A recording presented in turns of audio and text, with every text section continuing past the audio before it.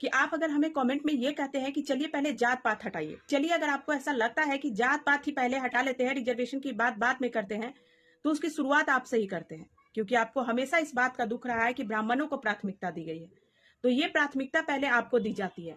Schedule caste में जितनी भी जातियां हैं ना, आप ऊंची नीची करके जितनी भी रखे हैं, आप उसको पहले खत्म करिए, जात पात वहां से खत्म करिए, समानता लाइए। और आप हमें ये मैसेज मत करिए कि B.R. अम्बेडकर ने ही महिलाओं को शिक्षा का अधिकार दिया था इसलिए आज आप बोल पा रही हैं। आपको बता दें कि संविधान सभा में 299 सदस्य थे जब संविधान की रूपरेखा तैयार की जा रही थी, और उसमें से किसी भी सदस्य ने ये नहीं कहा था कि महिलाओं को शिक्षा नहीं मिलनी चाहिए और शेड्यूल कास्ट को आरक्षण नहीं मिलना चाहिए। 299 सदस्यों की मंजूरी के बाद ही संविधान को तैयार किया गया था।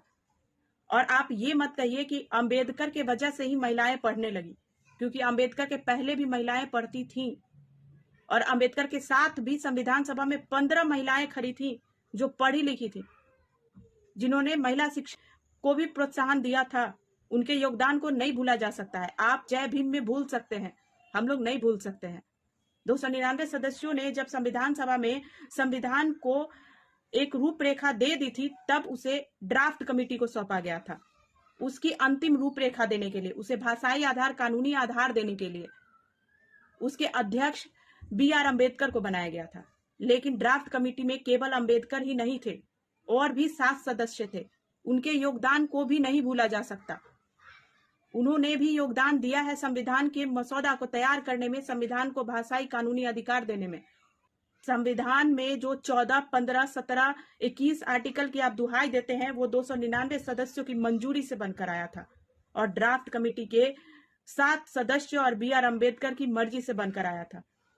इसमें केवल अम्बेडकर का ही योगदान नहीं था। ये मानना केवल B.R. अम्बेडकर ने ही संविधान में महिलाओं को शिक्षा का अधिकार दिया, आरक्षण का अधिकार दिया, नहीं तो आज तो शेड्यूल कास्ट बहुत ही बुरी स्थिति में होता, उसकी कोई समाज में समानता, मान सम्मान कुछ नहीं होते, और महिलाएं पढ़ नहीं रही होती। ये आपकी योग्यता को दर्शाता है, क्योंकि हम ये चीज जानते हैं कि 299 सदस्यों के योगदान ने ही संविधान को इतना खूबसूरत बनाया था।